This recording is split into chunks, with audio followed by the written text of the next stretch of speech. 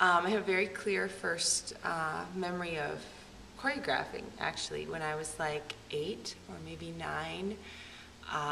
We used to go to the mall, and it was at Northridge Mall that used to be up and running, and there are these lounge areas that were carpeted, and all these people, you know, would sit and rest around the outside, and I would take the opportunity to put on performances for people in the mall.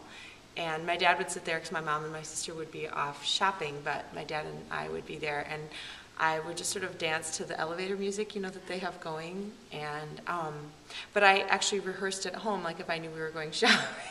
I would rehearse what I was going to perform at home and then do it at the mall, and it did include a lot of gymnastics things, and people would clap actually when I was done. I would have like a finishing pose, and people would clap. I think mostly because they see a little girl doing cartwheels and tricks and things.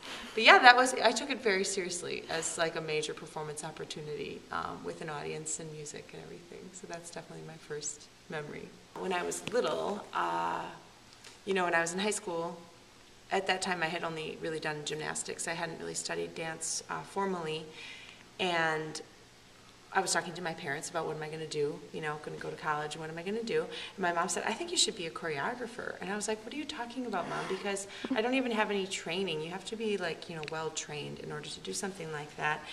And of course, after being a music major and then a music business major and then a business major, which I failed at miserably, it turned out that once I finally was like, gee, maybe I should try being a dance major, all of a sudden everything clicked, and I realized, oh boy, my mom was right when I was 16 years old. So I think moms really know a lot more than what you credit. So that's one major influence, but then also, of course, being at UW-Milwaukee, which is where I did my BFA and my MFA.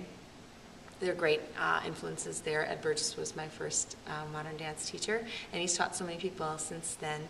So I'd say he's probably my first big influence. The most rewarding aspect of my job here at Danceworks as the artistic director of the company is, I mean, I just love choreographing. I love the act of being in a room and you don't really know what it is you're about to create, but there you are with a bunch of willing participants, and everyone is really talented and skilled and able. And I just love the idea that there's all these grown adults that are willing to jump into a game of, yeah, let's do this, let's try something, and we don't know what the outcome's going to be, but we're going to give it a good shot. And yeah, I just love the physicality of it, you know, being able to, you know, be physically fully engaged in something is also, as a dancer, I guess, that's the other part of it. But I think that's it. Nice. That's all I got. I've done several concerts in the past that link to one of the outreach programs that we do here, Intergenerational Multi-Arts Project. So what happens is myself and other company members that go into the community to work with the elderly people and the kids that are in that program, we gather stories around a topic. And we've done this, I don't know, there's been several shows like this. But we gather stories from people, and then we also gather stories from each other based on the topic of falling or based on the topic of something that you've lost. And then we weave them all together so it can become an evening-length dance that's based, yes, on the lives and stories of the dancers, but also the lives and stories of all the people that, not all, but many of the people that are involved in IMAP, Intergenerational Multi-Arts Project. And I think in a way, it enriches, well, in a lot of ways, it enriches our performance because we have so much more context for what it is that we're dancing. It's layered with not only our own experiences, but, you know, someone that's 80 years old that's got such a rich, full life. And so it's a great way of making our performance more alive and more enriched, but also honoring, you know, people's lives in a way that maybe they never expected to have honored. You know, when you get to a certain age, you certainly don't expect someone, I don't think, to do a dance about, you know, the first time you fell in love or something like that. So it's just been really rewarding to see that kind of full circle, the work that we do in the company affect the community and have the community affect us. I think it's partly linked to what I was just talking about, gathering stories from other people. But I guess what I mean is, sometimes if I come into a rehearsal and I know what I want to make a dance about, and then I proceed to tell everyone what to do and you know, what's all going to be included, that can become very boring and flat. Because not only is it maybe boring for the dancers to always just be, you know, told what to do and then they do it beautifully and well, but it also becomes flat and unexpected for me. So it's really inspirational, as you're using your word, to have the courage to ask people to contribute.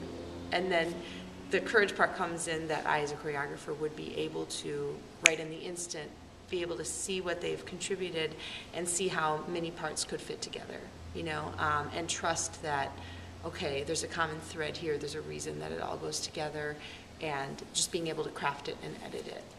But that's something that I don't think I would have been able to do many years ago. I've been choreographing for about 12 years now, as a professional. And I don't think I would have been able to do that 12 years or so. It's maybe been in the last few years that I've been able to have the courage to kind of not control so much. And I think that that has been a result of having pregnancies and times where I have to sort of pull myself back from the group for a while and see everyone from a distance more. I think I'm able to sort of see everyone's strengths a little bit better from that distance. And then when I come back to choreographing, then I have a little bit more, I guess, an objective viewpoint, to be able to do it. So it's only been the last 3 or 4 years that I started working that way more. Cool. That's inspirational too. And just anything else that you might like to add, or? I don't know, gosh. When I think of Danceworks, I don't know, I think it is really important to keep the company, Danceworks Performance Company, integrated into Danceworks as a whole.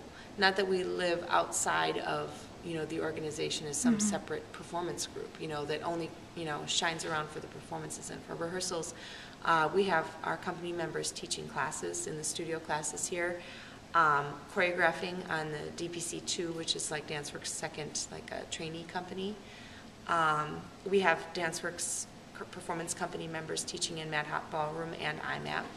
So those are other outreach programs that we do. And it's just really important to keep it all tied together, so that everyone here at Danceworks understands the whole of the organization and is really keeping their eyes open for ways that we can all expand and grow and change and sort of link up in different ways in the community. Cool. All right. Thank you. Sure.